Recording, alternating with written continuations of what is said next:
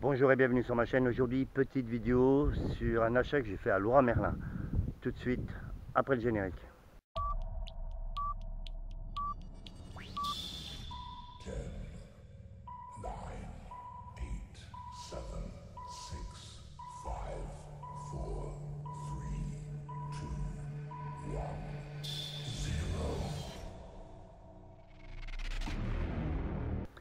Reprise de la vidéo les amis, je vais vous montrer ce que j'ai acheté à Leroy Merlin. Pour moi c'est un de mes derniers indispensables en matériel indirectement pour le bricolage. C'est le compresseur Shepash HC54. J'ai trouvé que celui-là était rapport qualité-prix mieux. Voilà. Alors c'est un 50 litres, hein, pression de travail 8 bars et 2 chevaux de puissance. Alors bon, pression de travail 230 volts 50 Hz, puissance 1500 watts, poids 33 kg, quantité d'air aspiré 220 litres minute, il ressouffle 158 litres à la minute. Et il fonctionne avec l'huile, hein, c'est un moteur à piston. Donc je vais découvrir aussi s'il a tout le kit pour le faire tourner tout de suite. Donc comme je vous disais, il a deux manomètres de pression et il est mobile.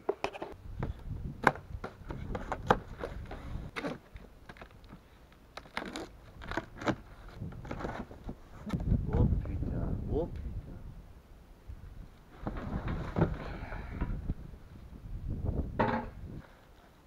Avec l'appareil, la notice d'utilisation, il y a les roues, il y a le kit filtre à air, hein. Ça c'est un bouchon provisoire. Et ici on a le bouchon prévu à cet effet. Et ici il y a le filtre à air, vous voyez. Donc il y a bien de l'huile à l'intérieur du carter, hein, du cylindre. Ici il y a la jauge, hein. Ça c'est super important, ça évite de cramer le piston. Donc le filtre à air. Ah, non, petit filtre à air simple.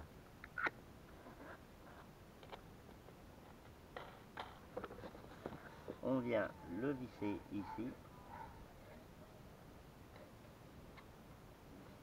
Voilà. Il est vissé. Je vais voir pour l'histoire des roues, hein, et de la butée. Allez, à tout de suite. Donc la roue, ça se positionne avec ça. Une rondelle. Une auto-rondelle. Une rondelle grower. Ça va être le bordel de psychopathe, hein. Voilà. Et serré comme ça.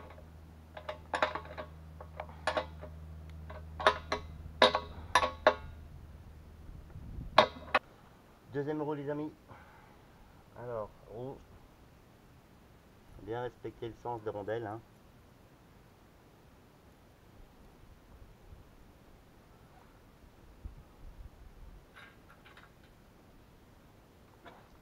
C'est là qu'il faut avoir 3 mains.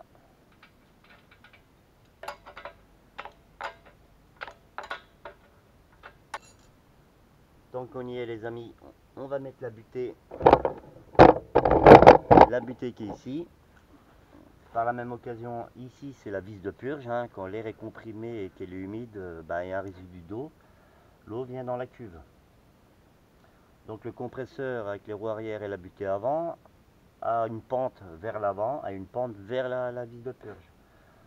C'est souvent, hein, quand vous avez fini d'utiliser votre compresseur, et ben, il suffit de venir, alors cuve un peu sous pression, venir ouvrir la petite vanne, vous entendez? Ça c'est normal. Ouvrir la petite vanne et vider l'eau dans la cuve, autrement votre cuve s'oxyde et c'est pas bon, il faut le faire assez régulièrement. Voilà, donc on va mettre la petite butée.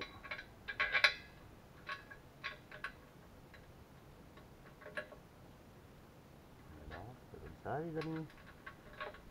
Voilà, petite butée. La rondelle. Et la vis. Et on va finir. Voilà, pas la peine de bourriner. Je remets en place les petits cache-boulons des roues. Je le mets dans le bon sens et j'attends 3-4 minutes que l'huile redescende à niveau. Et on va faire un test de démarrage. Allez, à tout de suite. Donc, petit tour du propriétaire. Comme je disais, allumage et coupure ici.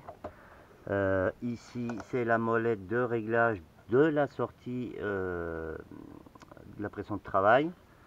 Ici, le manomètre de la pression de la cuve. Ici, le filtre à air. Ici, on voit l'huile du piston, hein, l'huile. Et ici, le bouchon que j'ai changé, un nouveau bouchon pour faire le remplissage. Parce qu'il n'y a pas de jauge, les gars. Donc voilà, bien vérifier que ça soit fermé. Ici, je vous dirai dans l'avenir ce que c'est. Là, bon, les roues sont fixées et j'ai remis les petits capuchons d'écrou. Et c'est pas mal, les amis. C'est pas mal. Bon, vous voyez le bruit de 97 décibels. Et enfin, j'ai acheté en même temps un tuyau de 5 mètres, hein, un tuyau d'air qui peut prendre 12 bars de pression. J'avais acheté ça en plus et une soufflette. Vous voyez, ça, une soufflette comme ça vaut 5 balles. Et ça, je crois que ça vaut 13 balles. Pour le prix du compresseur, il était en promo à Leroy Merlin. Il était à 84 €, les amis. Donc c'est pas mal, hein, parce que je pense que je mettrai le lien dans la description. Il vaut plus cher, hein. Donc vous n'avez peut-être pas la notion de vous rendre compte, il fait pas mal de bruit. Et là, il va commencer à charger.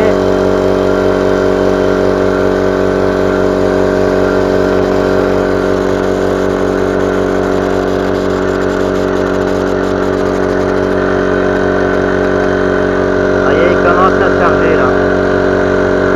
Et à 8 bars, il va s'arrêter.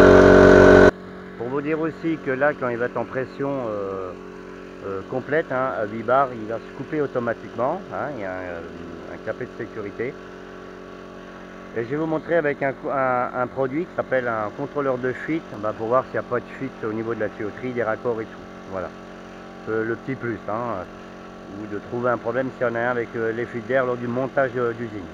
Allez, à tout de suite. Alors, il s'est calé à 8 bars, hein, il s'est coupé tout seul. Et là franchement, au niveau du raccord, là ça chauffe, hein, les amis. C'est normal, hein, l'air comprimé chauffe. Comme je vous disais, j'ai depuis assez longtemps un détecteur de fuite, hein. C'est quand vous faites des branchements pneumatiques ou gazeux, comme bouteille de gaz de maison et tout ça. Il est bien de contrôler ses raccords, si vous voulez. Alors, au fait, je vais vous montrer, vous mettez le produit à l'endroit où il y a des raccords, comme ça, là, des écrous. Et s'il y a une fuite, ça fait de la mousse, ça fait des bulles, hein. Et là, vous voyez, c'est pas la peine d'en mettre, 50 litres, hein, les gars. Voilà. On met un peu partout. Voilà, là, alors ça c'est la vanne de sécurité. Et ça permet d'éviter des fois des conneries. Il n'y a rien d'autre à contrôler par là. C'est ici. Bon, après il reste plus qu'à essuyer. Moi j'ai pas de fuite.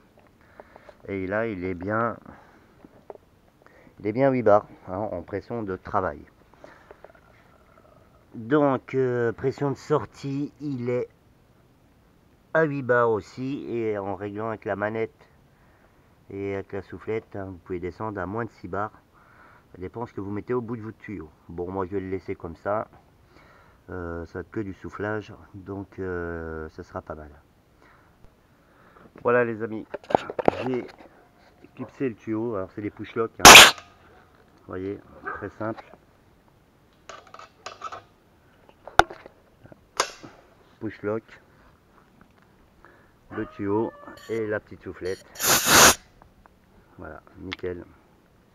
Donc petit test, hein. La ponceuse Bosch sous batterie. Alors ça c'est une sacrée merde à nettoyer. Là je vais en mettre partout, attention.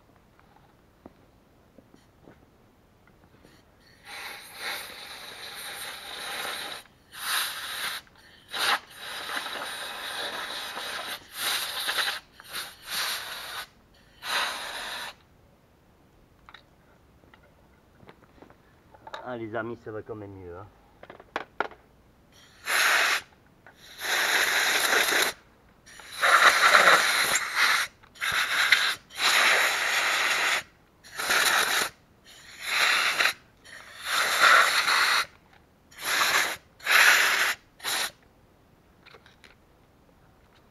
Putain, c'est quand même plus pratique, hein. Je peux vous dire, c'est plus pratique, hein.